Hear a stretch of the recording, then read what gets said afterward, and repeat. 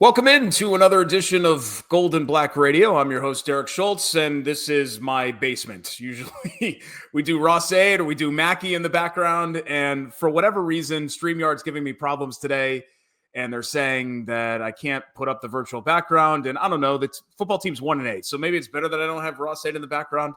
I'm not really sure, but I was at a conference all day today, and then my son had a couple of classmates over, and it was just chaos in the house, and I'm just like kind of over it today.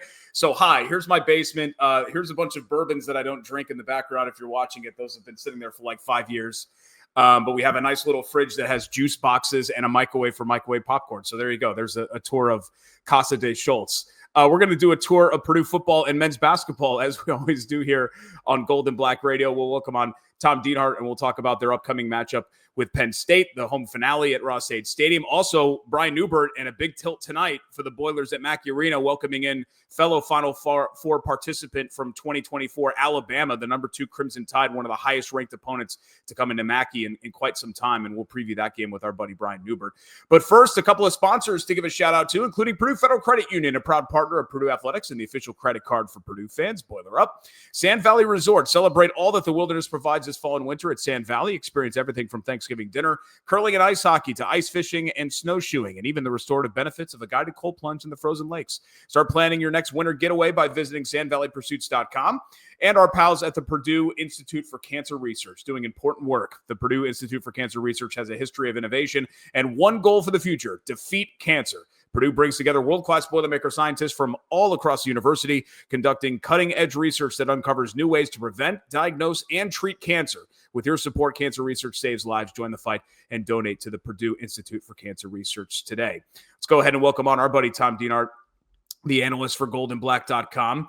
Well, this is the fourth and final game here against the preseason top 10 teams that, remember, Tom, we talked about way back in August, right? Notre Dame, Ohio State, Oregon, and of course the fourth of 4 in Penn State.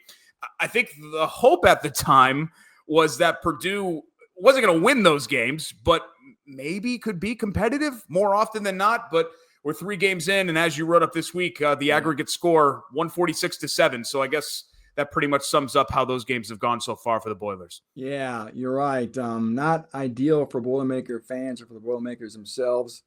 And here we are, another crack at a highly ranked team. Purdue finds itself, Derek, as a 28-point underdog. And steep odds, a Penn State team that's got a lot of motivation coming to West Lafayette, thinking college football playoffs. Some think this is James Franklin's best edition of the Nittany Lions. Terrific defense. They've had some issues on offense, but terrific defense. So can this Purdue offense find any life against a very good defense? And it's going to be one of several good storylines everybody's going to be following when the game kicks off at 3:30 on Saturday. Boilers have not scored a touchdown in the first quarter since the home opener against Indiana State. So that means 0 touchdowns in 8 games against FBS opponents. I think they only have 10 points total, if I'm not mistaken. 10 or 13. I knew I was 10, close. 10. Have you ever seen first quarter ineptitude? Look, they're 1-8, right? When you're 1-8, you're going to be playing from behind a lot, Tom. But I mean, this team, they're never ahead, it feels like. Yeah, that's been a problem. Getting behind the 8 ball, so to speak. Playing from behind, it takes your offense out of what they typically want to do. If you're playing catch-up football, maybe you can't turn your running game like you would if you're trailing early on. And 8-game losing streak. I saw this week, Derek. The longest losing streak right now is 11 games by Kent State. Number 2 is Purdue with 8. Of course, that's the longest losing streak for an FBS team. So Purdue's got that going for it. And you're right, playing from behind is hurt. And seemingly just the ability to deal with adversity has been a real issue all year. We've seen it time and again this year, Derek. Remember out at Oregon State, the fumble on the first drive when they were driving deep in Oregon State territory. We saw the muffed punt at Wisconsin. We saw a block punt early last week that really was a momentum killer early for Purdue. So it's always been some big catastrophic mistake that's happened early in these games that's really hampered Purdue as well. What What do you think about this kicker competition that we're seeing now? Spencer Porath has really struggled during his freshman season, and a familiar face in Ben Freehill has been with the program for a long time now, but also has struggled with accuracy, now kind of re-entering the picture. What has Ryan Walters and the coaching staff had to say about how that's being evaluated? They were supposed to pick their kicker today after practice, or Thursday, I should say, after practice. So we'll see. My guess is it's probably going to be Ben Freehill. I'll see if I can find anything out. But, Ben Freehill last year got off to a rough start, but he had a blood clot issue. Sat out some games, got healthy, came back, if you remember, late, and actually kicked very well down the stretch. Ben's a sixth-year senior. He's been there and done that. And at this point, man, Spencer Porath, I don't know if you want to send him out there anymore, to be honest with you. Yeah. When he missed that 21-yarder, that was the one that was the real killer. And then, of course, he missed that one late when it was 45-0. But at this point, I think I would go with Freehill. Like you said, he's got a strong leg. He's a proven commodity. He's not going to be rattled by this. He's got nothing to lose either, right? And he's a lot older than Spencer, too. So that would be my guess. We'll probably see Freehill handling placements on Saturday. I know they're much different positions as far as importance is concerned, but I've always kind of equated kickers with quarterbacks in the sense that once it's mental, right, then you really have to be concerned. And if you're out there missing 21-yard field goals, then I think it's in your head at that point. Now, I don't want a true freshman to get in the bag this early in his career. Yeah.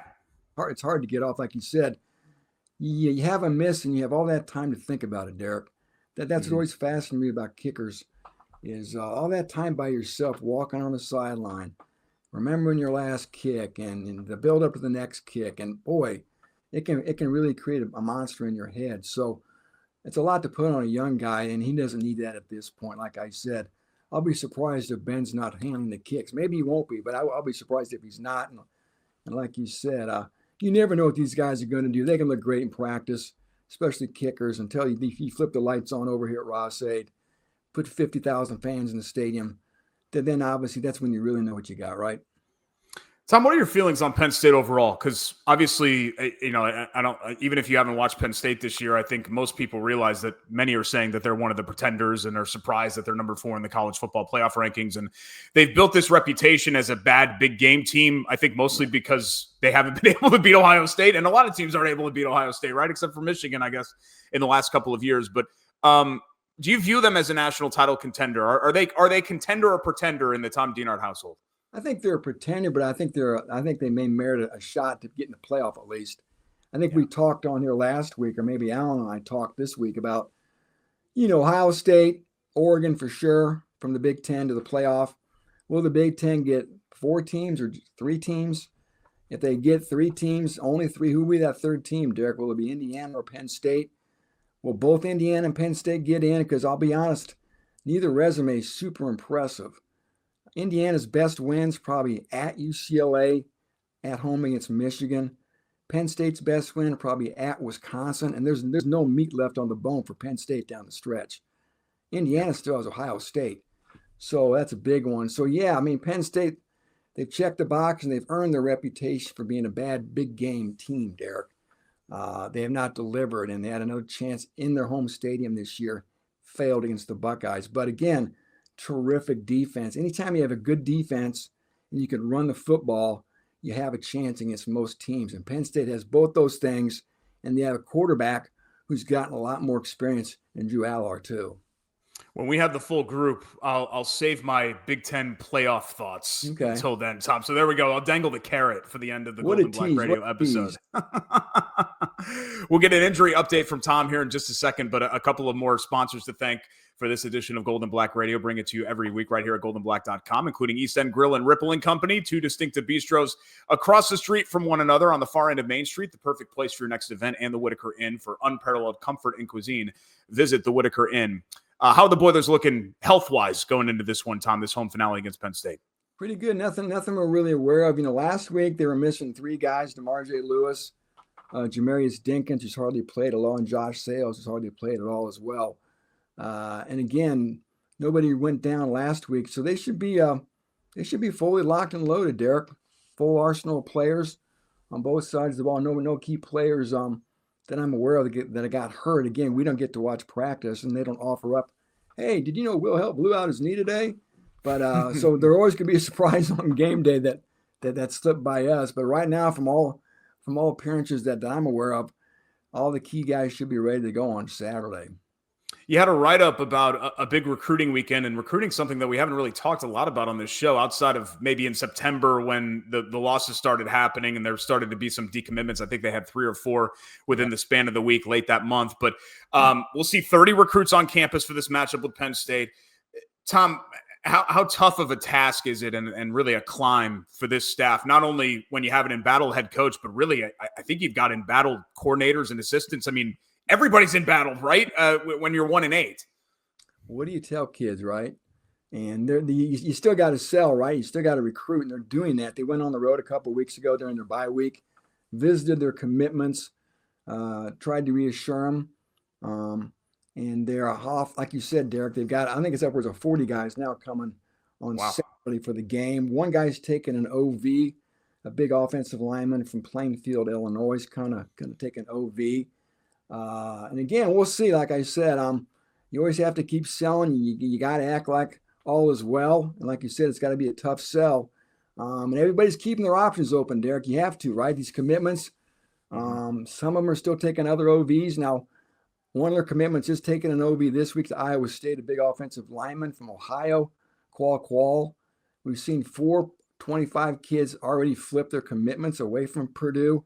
We saw Grant Bierman, a commitment, take a visit to Illinois a couple weeks ago. So there's a lot of balls in the air, just a lot of unknowns right now on a lot of levels for Purdue football, none more so than the recruiting front.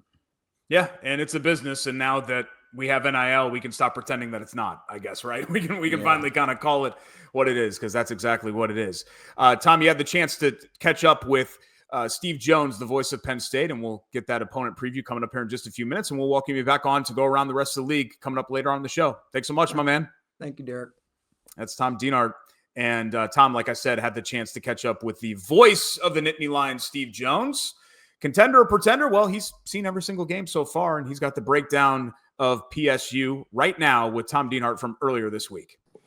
Hey, really pleased to have the voice of Penn State athletics, Steve Jones, join us, sort of dropping some Penn State knowledge on us as the Nittany Lions are headed to West Lafayette for a 3:30 p.m. Eastern Time kickoff on Saturday on CBS. Steve, thank you very much for joining me. Let's jump right in.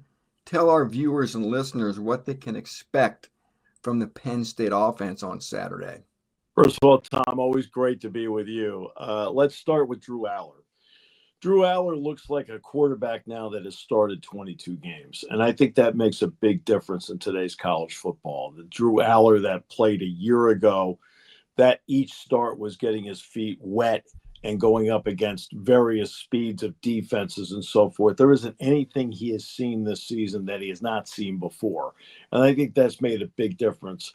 On the touchdown pass that he threw to Nicholas Singleton in the USC game that tied the game up, Singleton was the 4th read on the play. And when when you get to your 4th option, a couple things happen. Number one, your offensive line's done a great job. But number 2, your quarterback is in complete command of the field and can see everything. And that's the big difference in him as to what he's been able to do. Now, his ability to run, Tommy's a point A to point B guy, but he's a very good point A to point B guy. Now, if he's got to go sideways and so forth, it's not going to work. But he's got more speed, I think, than people realize. And he's not a guy that hook slides very much. Now, Bo Prabula behind him is a guy that brings great athleticism to the position. And when he had to step into the Wisconsin game down 10-7 at halftime when Aller got hurt, Bo played great. He was 11 of 13 passing, ran the ball effectively. I wasn't surprised really by anything he did in that game, but it shows you the quality that they have. And Prabula does make appearances during the course of the game. Against Washington, for example, at the goal line, he's the guy that scored the first touchdown on an option play. Singleton and Allen, the 2 running backs. This league has a lot of really terrific running backs in them and some really terrific running back combinations, like Henderson and Judkins over at Ohio State. Singleton and Allen are very much like that. Allen's more of a jump cut guy, gets into the hole. Singleton brings some power, but also a lot of speed to the edge. Tyler Warren's the guy that makes the whole thing work. This is one of the truly terrific athletes playing college football right now. And what makes it work in Andy Koltanicki's offense is Warren's really smart. You can line him up at wide receiver. He knows the plays. Slot, knows the plays. Wing, knows the plays. Tight end, knows the plays. Fullback, knows the plays. Snap the ball, knows the play, right? Quarterback, knows the plays. I mean, he's really smart, and he will line up at all sorts of places during the course of the game. You have to keep track of where 44 is. They've needed to have a wide receiver emerge to balance him. That's been Harrison Wallace. Wallace has had a really good season. He got off to a great start. Then in the middle, maybe not so much production, but lately a lot of production. The offensive line, even though they lost, Tom, 3 starters to the NFL in the draft, they might be actually playing better in the offensive line this year, especially in the protection area. So that really is a thumbnail sketch of what the Penn State offense is all about. Yeah, plenty of talent there, Steve. And I know there's a lot of talent on defense, and it looks like the Nittany Lions have a defensive line that's more than a cut above. Just kind of tell us about that D. Well, let's start with Abdul Carter, because he's been the best player up front for Penn State and was expected to be the best player up front. So this is not a surprise that he's emerged. He's gone from linebacker to now playing defensive end. But when they get to third down situations, you don't know where he's going to line up. He almost looks like he is lined up as a linebacker in the center of the field, and you're not sure if he's going to come at you or whether he's going to drop off. He's a great athlete, Tom.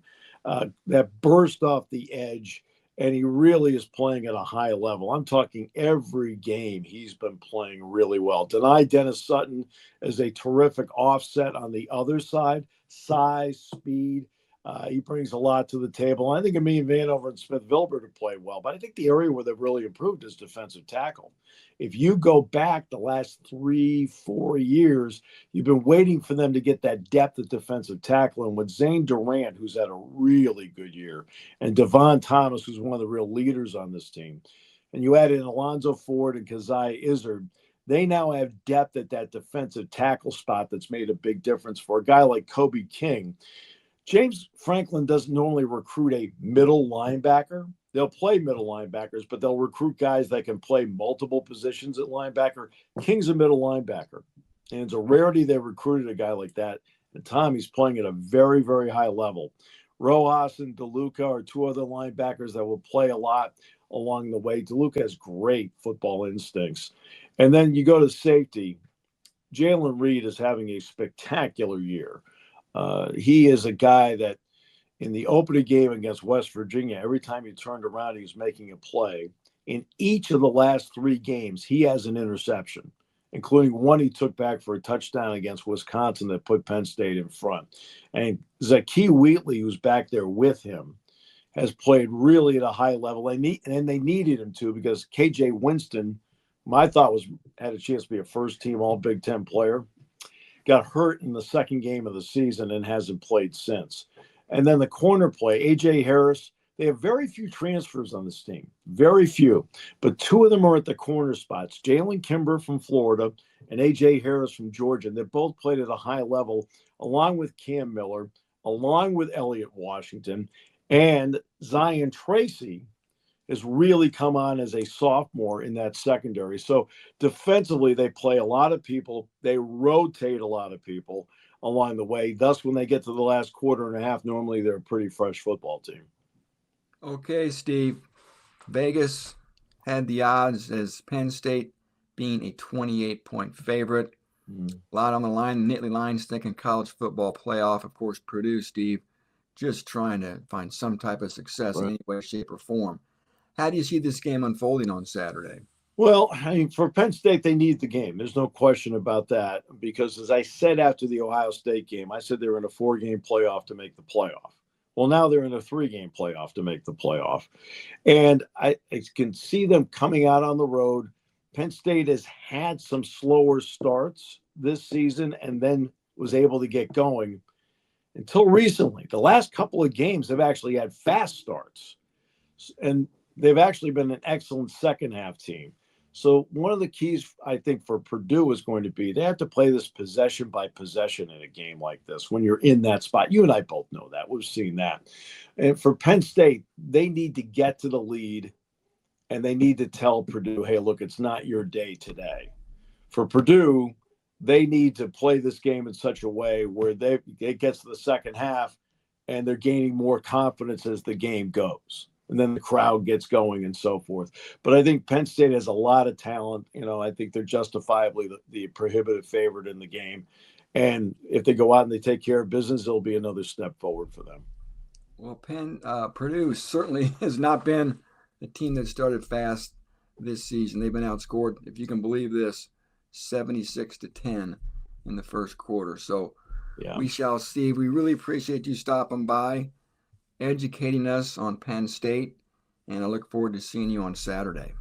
Tom, always a pleasure. I look forward to seeing you on Saturday as well. Thank you. Our thanks to Steve Jones, the voice of Penn State, for joining Tom Dienhart for this week's Opponent View. We've also got the weather report for Saturday's game at Ross-Ade Stadium, the home finale for the Boilers as they welcome Penn State to town. And pinch hitting will be Chad Evans, the WLFI meteorologist. Chad, take it away. I'm Storm Team 18 Chief Meteorologist Chad Evans with your forecast for this Saturday. The Boilers taking on the Nittany Lions of Penn State at Ross-Ade. In the morning, there'll be some areas of fog and low clouds around with temperatures kind of hanging out in the 30s, mid-30s early in the morning, then rising into the 40s by mid to late morning. And eventually we're headed for highs in the mid-50s. And any patchy low clouds and fog kind of burn off during the day, but at the same time, high mid-level clouds will be coming up from the southwest. So we'll call it a partly cloudy sky, southeast breeze about 10 miles an hour, so just a little bit of a chill in the air.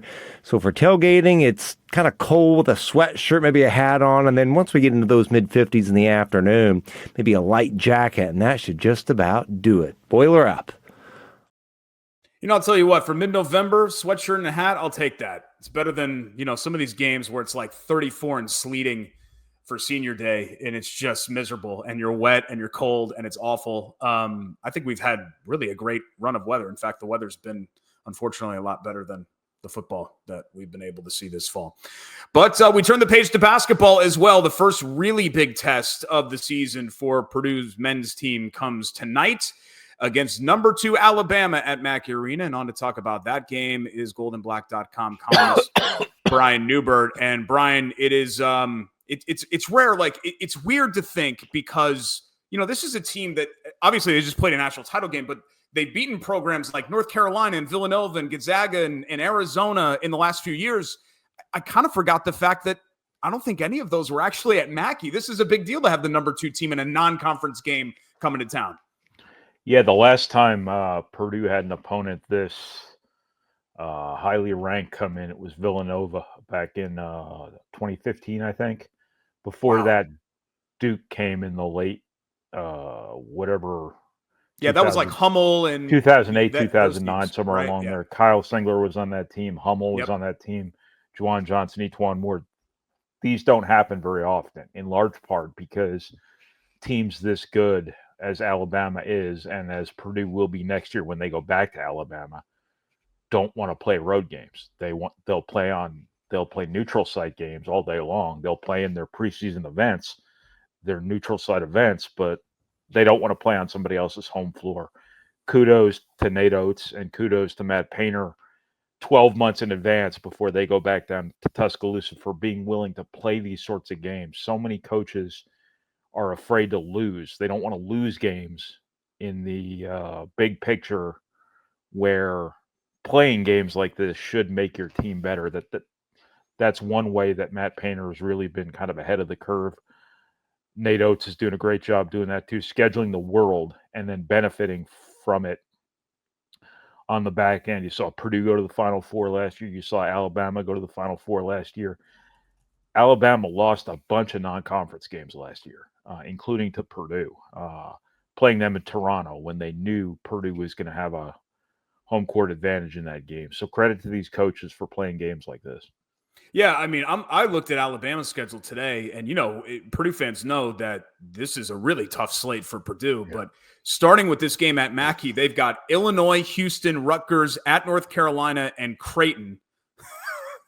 And that's not counting, some of those are tournaments. So some of those they'll be playing other high major competition after those games. So I'm probably leaving some competition out, but it is a very, very difficult slate. And, I guess you say, Brian, to each their own. Some schools decide, like the Jim Boeheim thing. Let's not leave the state of New York until Valentine's Day week, right?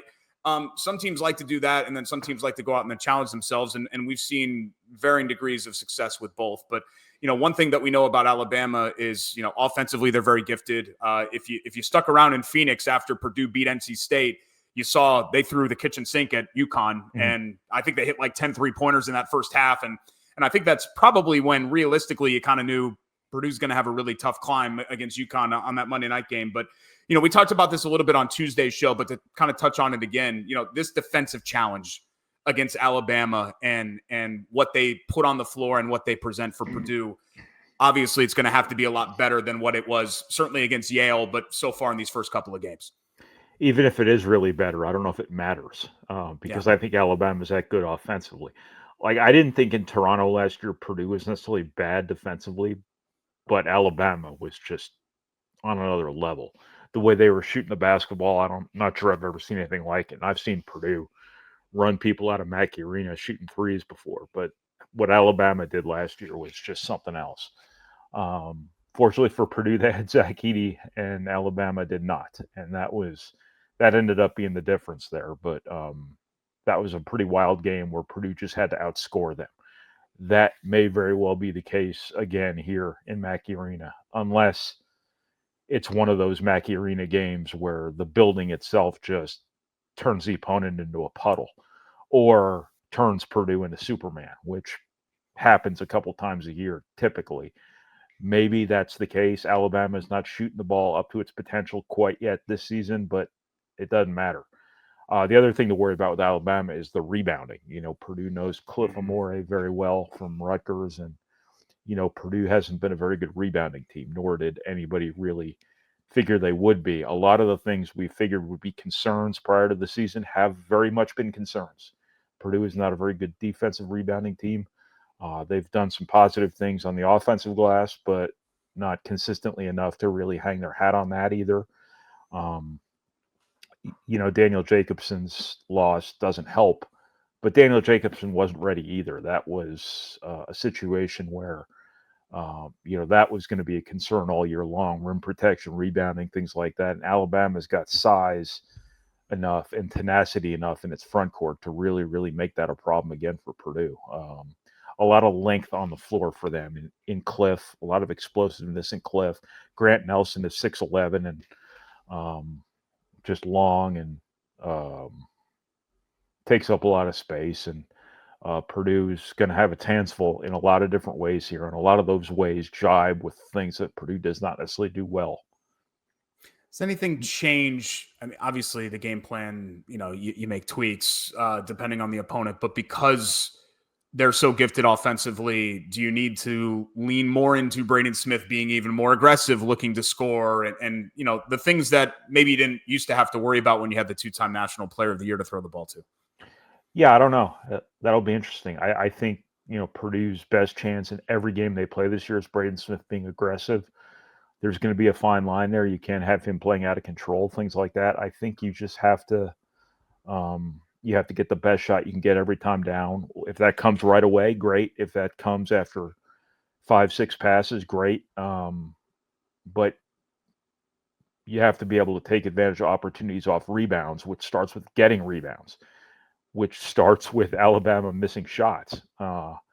So I think it's kind of more about, Purdue being able to disrupt Alabama enough to, have some opportunities here where you're not giving up or you aren't playing from behind like you were last year when, they were so hot shooting the basketball. Well, it should be a fun one. Purdue and number 2 Alabama tipping off at Mackey Arena tonight in the first big test for both of those teams this season. Brian, we'll bring you back on as we look around the Big Ten here in whatever week it is, week 10, week 11. I've lost track. Whatever. The college football season. We'll have you back in a couple minutes, pal. All right. Thanks, man. That's Brian Newbert, and should be a fun one at Mackey Arena against Alabama. Wanted to thank our friends at Purdue Federal Credit Union, a proud partner of Purdue Athletics and the official credit card for Purdue fans.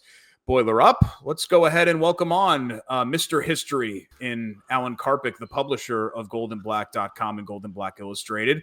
And as Brian mentioned, the Villanova game, which was 2015, so that was leading into their title. No, Carolina would have won in 16, right? I'm trying to think of when the Villanova years would have been.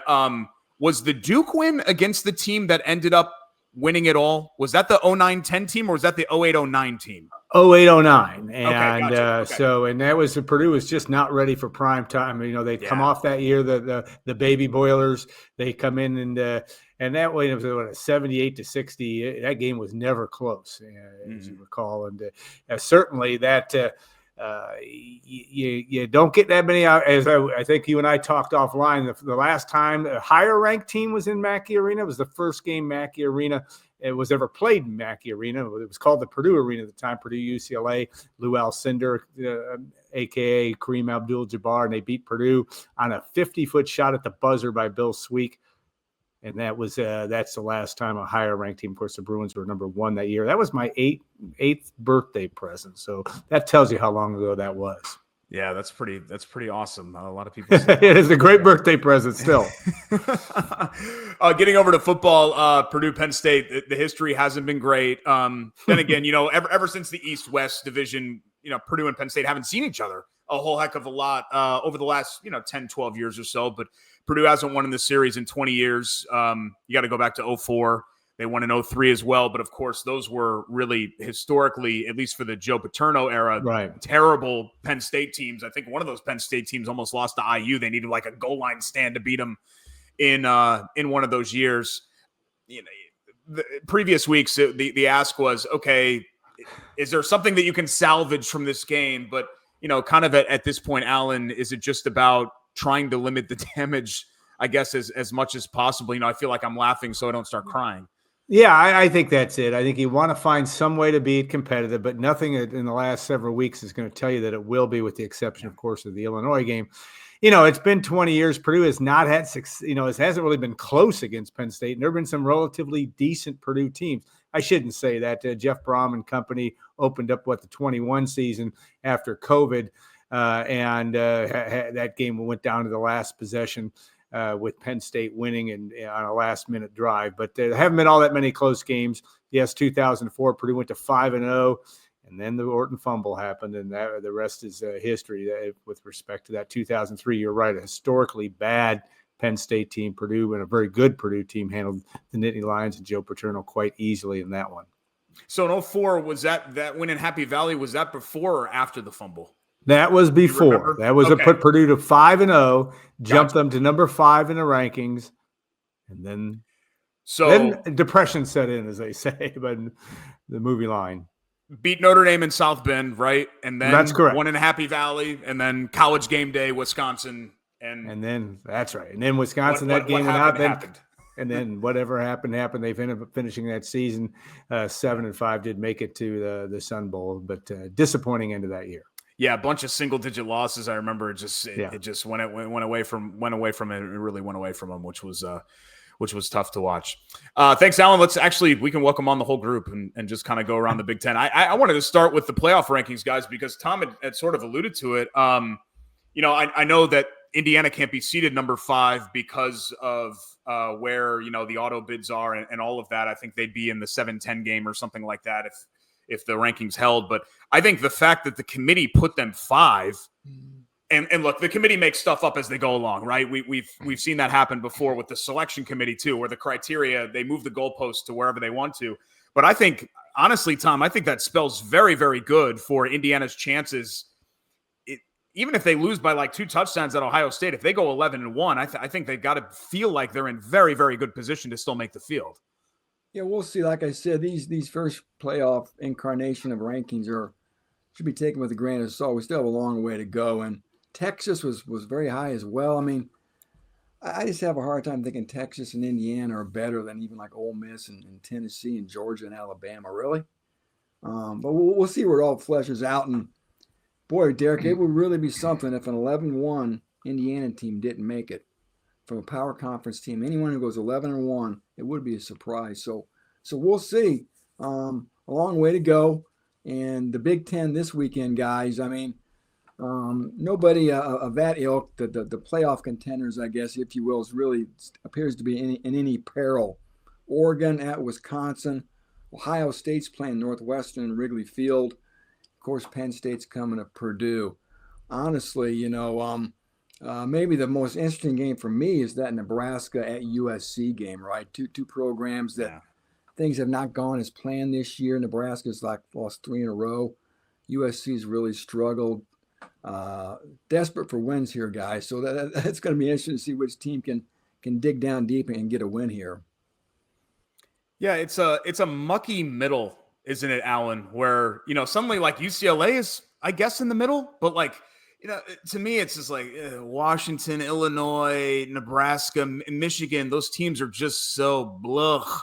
To me, like, whatever, like they're fine, you know what I mean? But they're all like, they all belong in the Pinstripe Bowl or the Sun Bowl. Like, that's kind of how I feel about them. Well, and they're going to have to send a couple to Florida, right? So it's going to be interesting to see what happens there. It is funny because UCLA, that win of Indiana's early, now starting to look pretty good because the Bruins have awoken, I guess is the right word.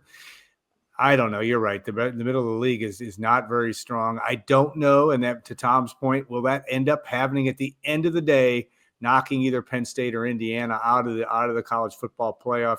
We all can agree.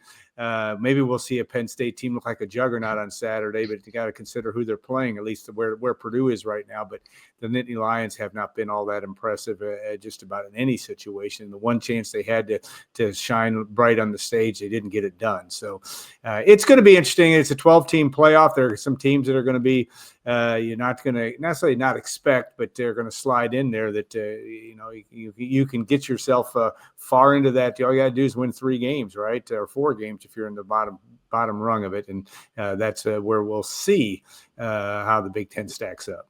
Hey, Derek Schultz, real quick. What's the biggest feather in IU's cap right now? The eye test. The fact that they've wiped people outside of Michigan, that they've dominated the competition. That's really the only thing, Tom, because you can't point to. What's the biggest feather as far as who they've beaten? It might be at UCLA, as crazy as it is. It might be at UCLA. They destroyed Nebraska. I think that's probably their biggest. They ruined their season. Yeah. I mean, I would agree. But here's the thing, Tom, and I understand your point. Georgia's Georgia. They've got that name on their jersey. They've got that pedigree. But if Carson Beck's throwing picks every week and they beat Kentucky by 1 and an atrocious Miss State team they gave up 31 points to, the way they've looked this year, I mean, Georgia maybe has earned the benefit of the doubt, but the way they've looked, I mean, Ole Miss beat them up too. You got Alabama and Tennessee too on a neutral field. Alabama, Indiana on a neutral field. Ole Miss, Indiana. Yeah. But Indiana's not going to win any of those on paper, right? But that's why you put them out there against Nebraska, and then they win by 50 points. But my point is, they're going to have to decide who's in the playoff to begin with. Yeah. And then they got to set the bracket, if you will. And you got to think the Big Ten is going to get at least 3 teams, right? I think so. At least, and that's going to be really interesting to see. It is going to come down to probably Indiana and Penn State, of course. And talk about splitting hairs. It's going to be very interesting to see how those decisions were made and which of those 2 teams would get in if only 3 Big Ten teams do get in.